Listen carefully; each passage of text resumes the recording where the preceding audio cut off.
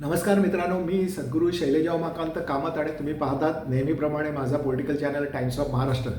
मित्रांनो, मी गेले कित्येक मी सातत्याने वोट चोरीच्या प्रकरणावर अनेक व्हिडिओ करतोय. आजचा व्हिडिओ पण त्याच विषयाशी संबंधित आहे, पण तो एकदा वेगळ्या एका कारणासाठी आहे. ते म्हणजे मी ह्या व्हिडिओद्वारे एक अत्यंत एक अपील शिवसेना उद्धव बाळासाहेब ठाकरेचे नेते, आमदार, वरळीचे आमदार आणि भारतीय युवा सेनेचे अध्यक्ष आदित्य ठाकरे यांना मी एक विनंती करणार आहे. त्यांना डायरेक्टिव्ह सांगणार आहे की या वोट चोरीच्या संदर्भात त्यांनी काय पुढे करायला पाहिजे. मी मला आदित्य आणि मी एकमेकाला ओळखत नाही. मी शिवसेना भवनला बरेच वेळा जातो, पण त्यावेळेला माझे एक दोनदा त्यांच्याशी फक्त अशी चेहऱ्याची ओळख झाली असेल. पण त्यामुळे it's very difficult to catch him and tell certain things because he is a busy body. ते फार म्हणजे बिझी असतात, त्यामुळे त्याला भेटणं फार कठीण असतं.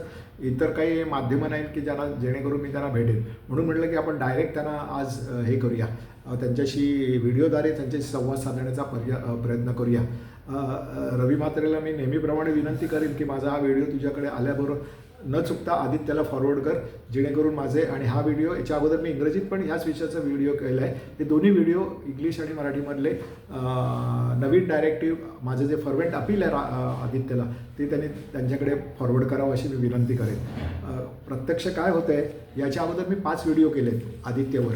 म्हणजे मतदान चोरी, आदित्यचे दमदार सादरीकरण, आदित्यचा एकनाथ शिंदेना डोळ्याने राग, पत्रकार परिषदेत आदित्य सरकार आणि महापालिकेतील भ्रष्टाचारावर गरजले, आदित्य ठाकरे खऱ्या शिवसेनेतील अस्सल हिरा, सेनेट निवडणुकीतील विजयामुळे आदित्यचे नेतृत्व सेनेमध्ये प्रस्थापित, आणि आजचा व्हिडिओ.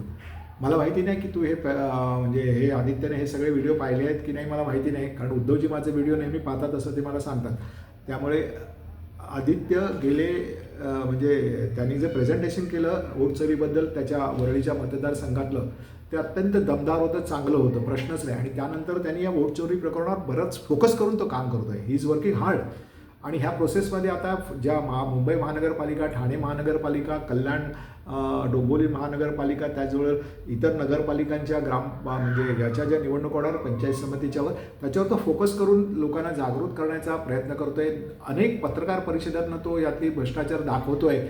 आणि ह्या प्रोसेसमध्ये आता त्यांनी जानेवारीत पाहणाऱ्या ज्या महानगरपालिकेची, मुंबईची, ठाण्याची इलेक्शन आहे, त्याच्यासाठी त्यांनी पार्टीची मशिनरी देखील रिजनरेट करायला सुरुवात केली आहे. तो सातत्याने शाखाप्रमुख, महिला संघटना यांच्याशी संवाद साधतोय, झूम मीटिंग घेतोय, आणि त्यांनी सर्वांना स्वतः तर काम करतोच आहे, पण त्यांनी इतर सर्व पक्ष संघटनेतील प्रमुख पदाधिकाऱ्यांना देखील आता कामाला लावलं आहे. अत्यंत चांगली गोष्ट आहे, त्याच्यामध्ये चुकीचं काही नाही.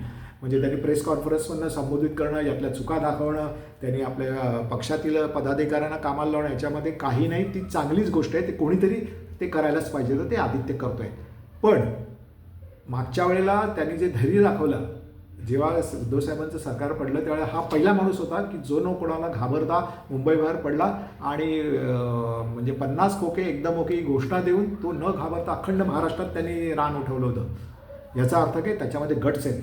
आता हेच जसं तो बाहेर पडला तसंच त्यांनी आता प्रेस कॉन्फरन्स एका बाजूला त्या करतच राहायच्या, एका बाजूला त्यांनी ते प्रेस कॉन्फरन्स पक्षातील सगळ्या पदाधिकाऱ्यांना कामाला लावून हे करत राहायचं. पण दुसऱ्या बाजूला त्यांनी आता ह्याच्यातनं बाहेर पडून हा जो वोट चोरीचा प्रॉब्लेम आहे, वोट चोरीचा जो इश्यू आहे, तो जनतेच्या दरबारात न्यायला पाहिजे, तो रस्त्यावर येऊन लढायला पाहिजे. आता कळलं की नाही? कारण मी त्याच्यासाठी आदित्यला एकच उदाहरण देणार आहे. ते म्हणजे 1942 साली बिटाचा सत्याग्रह करण्याची आयडिया जेव्हा त्यांनी महात्मा गांधींनी, सरदार पटेल आणि पंडित जवाहरलाल नेहरूंना सांगितलं, त्यावेळेला ते दोघं एकमेकापुढे कडे बघून हसले.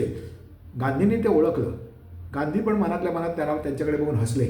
पण गांधींचं वेगळं, त्यांच्या मनात होतं की आता गांधींचं वय झालं आहे, त्यामुळे काय खरं नाही असलं ॲजिटेशन घेऊन मिठाचा सत्याग्रह करणार आहे, असं ते त्यांच्या माइंडसेटमध्ये चाललं होतं. गांधींच्या मनामध्ये काय चाललं होतं, तर मीठ हा गरीब श्रीमंत भेदभाव न करता सगळेजणच वापरत आहेत, आणि त्याच्यावरच जर टॅक्स गव्हर्नमेंट लावत असेल तर तो इश्यू घेतला तर या स्वातंत्र्य चळवळीला मी ह्याला अखंड मासेसना घराघरात नेऊ शकतो, स्वातंत्र्य चळवळ यांना कनेक्ट करू शकतो. तुला पण आदित्य हेच करायला पाहिजे की ही जी चळवळ आहे वोट चोरीची, ती तुला जनतेच्या दरबारात न्यायला पाहिजे. या कन्सेप्टशी तुला जनतेशी कनेक्ट करायला पाहिजे. वोट चोरीशी सामान्यातल्या सामान्य गरीब माणसाला तू ह्याला जोडायचा प्रयत्न करायला पाहिजे. कारण श्रीमंतांना पण राईट टू वोट आहे, गरिबांना पण आहे, आधी झोपडपट्टीत राहण्याला पण लोकांना पण राईट टू वोट आहे आणि तोच त्यांचा अधिकार हे प्रेझेंट सरकार आहे ते काढून घेण्याचा किंवा त्यांचा नकार त्यांच्याकडनं काढून घेण्याचा आणि त्यांना तो अधिकार न देण्याचा विचार करते. त्यानुसार त्यांची वाटचाल सुरू झालेली आहे आणि त्यात त्यांना यश देखील मिळते आहे. दिल्ली, हरियाणा, महाराष्ट्र, आता बिहार या सर्व इलेक्शनमध्ये हेच ठरलं आहे आणि जे SR चालू आहे त्याच्यामध्ये पण त्यांची तेच चाललं आहे, ॲडिशन डिलिशन चाललं आहे. हे जनतेच्या दरबार देऊन जनतेला ते समजून सांगायला पाहिजे. जे तुला प्रेस कॉन्फरन्स आणि पक्षाच्या माध्यमातून मतदारांकडनं पक्षाच्या पदाधिकाऱ्यांना जे काम करतात त्याच्यातनं होऊ शकणार नाही आहे. कारण तुझी मागच्या वेळेला जी लढत होती ती एकनाथ शिंदेशी होती. एकनाथ शिंदेचा दर्जा तो काय आहे कळलं की नाही. पण ह्यावेळेला तुला मोदी, शहा, BJP आणि RSS ज्यांचा लोकशाहीवर विश्वास नाही आहे, ज्यांनी लोकशाहीचं अवमूल्यन केलं आहे, पार्लमेंट म्हणजे लोकसभा, राज्यसभा आणि विधानसभा, विधान परिषद यांचं अवमूल्यन करून त्यांचं म्हणजे कायद्यातील तरतुदीनुसार एक नॉमिनल अधिवेशनं घ्यायची. त्या अधिवेशनामध्ये डिस्कशन न करता, चर्चा वादविवाद न करताच अनेक बिलं ते पास करून घेतात कळलं की नाही. विरोधकांना बोलण्याचा वेळ देत नाहीत. विरोधकांनी बोलले तर त्यांचे माईक बंद केले जातात. लोकशाहीबद्दल त्यांच्या मनात ह्या 4 जे घटक आहेत त्यांच्या मनात जरा देखील आदर नाही आहे. आणि मुख्य म्हणजे त्यांचं सगळी मोडस ऑपरेंडी पाहताना हे ध्यानात येतं की ते करत असताना त्यांचं सगळं वागणं हे अत्यंत संशयास्पद आहे. त्यांचा जो माइंडसेट आहे तो क्रिमिनल आहे असं वाटतं त्यांच्याकडे बघितलं. आणि पैशाच्या जोरावर ते आज सगळ्या ज्या आपल्या फोरफादर्सनी ज्या डेमोक्रेसी मॉनिटर करण्यासाठी म्हणजे लोकशाहीच्या रक्षणासाठी ज्या काही संस्था उभारल्या होत्या त्या सर्व डिस्ट्रॉय पैशाच्या बळावर आणि पोलीस बळावर त्या सर्व संस्था डिस्ट्रॉय करत आहेत, नष्ट करायचा प्रयत्न चालला आहे. आणि त्याच्याचबरोबर दुसऱ्या बाजूला सगळे जे विरोधी पक्ष आहेत आणि विरोधी पक्षातील नेते आहेत त्यांना नामोहरम करण्याचं षडयंत्र त्यांनी केलेलं आहे.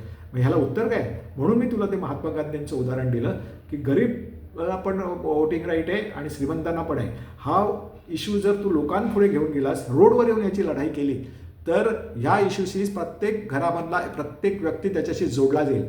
ते सर्वात महत्त्वाचं आहे. आणि त्याचा दुसरा राजकीय फायदा असं होणार आहे की आदित्य तुला म्हणजे you have got a great potential. तुझ्यामध्ये तेवढी कुवत आहे, एक मास लीडर होण्याची कुवत आहे. तुझं भाषांवर प्रभुत्व आहे, हिंदी, मराठी वगैरे तू चांगलं बोलतोस. स्कॉटिश स्कूलचा तू विद्यार्थी आहे, झेवियर्सचा विद्यार्थी, त्यामुळे तुला इंग्रजी चांगलं येतं. तुझी स्मरणशक्ती फार चांगली आहे. ह्याचा सर्व उपयोग करून तुला मास लीडर बनण्याची संधी ह्या ॲजिटेशनमधनं मिळू शकते कळलं की नाही. कारण तू लोकांसाठी येऊन रस्त्यावर लढतोयस हे लोकांना दिसेल आणि तुझ्यावर लोक अधिक तऱ्हेने विश्वास ठेवायला लागतील येणाऱ्या काळामध्ये. त्यामुळे काही न घाबरता, कशाचाही विचार न करता ही जी ओटचोरीचं जर कन्सेप्ट जोर लावून तू करतोयस, मेहनत करतोयस, तो इश्यू सामान्यातले सामान्य माणसाशी कनेक्ट करायलाचा प्रयत्न कर, जेणेकरून त्याचं जे यश असेल ते अनेक पटीने वाढलेलं असेल. तुझी पक्षामधली जी लिडरशिप आहे ती एस्टॅब्लिश होईल आणि जनतेमध्ये ती एस्टॅब्लिश होऊन you will become a mass leader. जनतेचा नेता तुला होण्याची संधी मिळणार आहे. मित्रांनो, मला जे काय वाटलं आदित्यबद्दल या ॲजिटेशनबद्दल ते मी माझं मन मोकळं आता तुमच्याशी केलं. मला माहिती नाही की तो माझे अगोदरचे व्हिडिओ आदित्यने पाहिलेत किंवा नाही. उद्धवजी बघतात, त्यामुळे रवीला मी परत नेहमीप्रमाणे विनंती करणार की माझा हा व्हिडिओ न चुकता आदित्यकडे पाठव. आणि आदित्यला जर वाटलंच की माझ्याशी बोलावं तर रवीकडनं माझे नंबर घेऊन तो माझ्याशी कॉन्टॅक्ट करू शकतो, मला बोलावू शकतो. आणि ह्या संदर्भातल्या एक मास लीडर होण्यासाठी आदित्यने काय काय करणं आवश्यक आहे ह्याचं मी ट्रेनर असल्यामुळे आणि राजकीय विश्लेषक असल्यामुळे अनेक गोष्टी त्याला मी सांगू शकतो. बघूया, मी या प्रकारचे राजकीय व्हिडिओज तर सातत्यानं करतच राहणार आहे. पण तुम्ही मात्र माझे व्हिडिओ पहा, लाईक करा, सबस्क्राईब करा आणि आपल्या शेअर करताना ते सर्व आपले नातेवाईक, मित्रमंडळी, तुमच्या एरियामध्ये राजकीय नेते यांच्याशी ते शेअर करा. आणि कळलं की नाही. आणि माझा पुढचा व्हिडिओ येईपर्यंत प्लीज टेक केअर. थँक्यू.